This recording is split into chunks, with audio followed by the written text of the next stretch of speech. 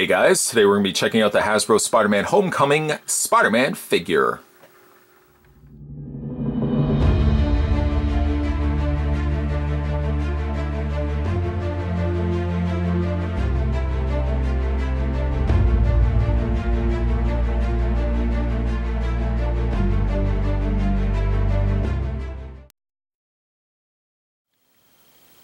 These guys are now starting to show up on pegs, and we're going to have a look at this guy right now. He does come with a firing missile. It's not actually spring-fired, it's actually friction-fired. You just press the button on the back, and Bazinga fires out this kind of web-firing missile. I feel like we've seen these before, and you can go ahead and clip it onto Spider-Man's arm. It's so unnecessary, to be honest, the fact that he does come with this. It's just so it's such excess. And yet my biggest problem with this figure is not so much the fact that he does come with this missile firing mechanism, but more in the fact that he comes with this, and they didn't opt to give him the one necessary bit of articulation I think this guy could have really deserved. Yes, he does have surprisingly a large amount of articulation, except for the legs. The legs, you can move them forward, you can move them back, you can bend at the legs, and you can also swivel and rotate the lower leg portion. But the one crucial point of posability on this guy, he doesn't have a swing hinge or a ball joint or anything in the legs. So those really cool dynamic poses, you like to get Spider-Man in some pretty cool crouching poses, ain't gonna happen here, my friend. This guy doesn't even have articulation here. So in lieu, perhaps, of not including this, Hasbro could have easily given us articulation in the socket areas of his thighs, and sadly he doesn't come with that. Other than that, I'm actually pretty impressed, pretty pleased with how this figure turned out. Having a look at some of the dismal releases for smaller scaled figures, you know those ones that look like they should come in vending machines? That's the kind of stuff that we've been getting for the longest time for movie-released figures. We get occasionally the Civil War released figures, but they always tend to come later, near the end of the movie run. Spider-Man here at least gets a nice, rewarding, almost 3 3/4 inch scale release. Now, he kind of is akin to like the older Iron Man figures. Picking him up, actually, I was very surprised that just his size alone that they would have gone as much as they did.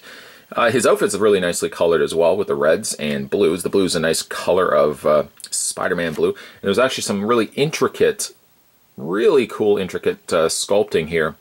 Even on the blue aspect of his costume, there's this kind of basketball print or a little fiber print etching here on the blue. Really, really nice. I like also this panel lining that they've put in. There's no coloring to it, but it's actually, it's really nice that it's been sculpted in there.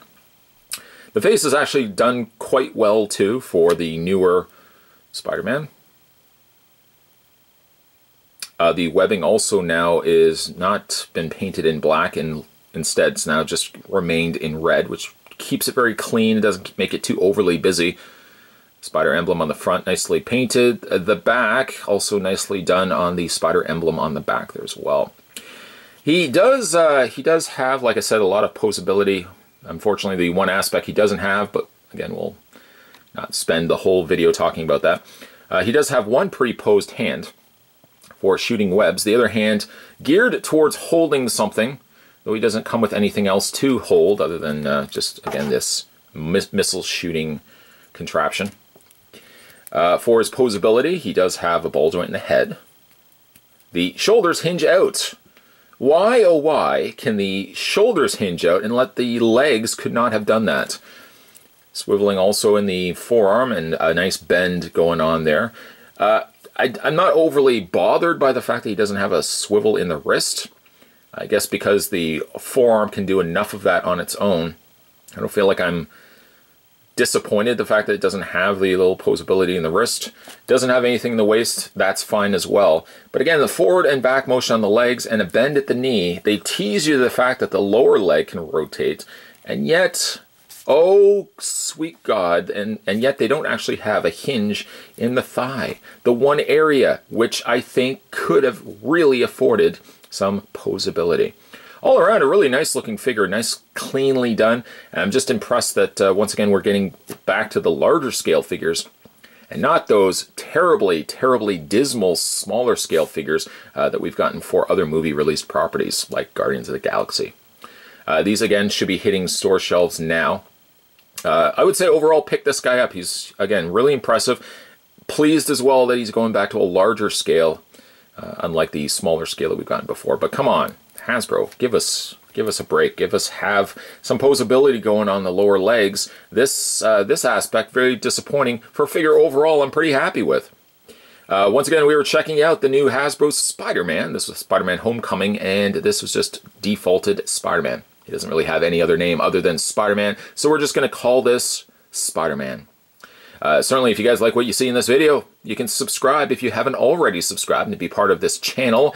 And certainly more videos are also heading your way as well. You like Spider-Man? There's probably a playlist there for you as well. There's lots going on.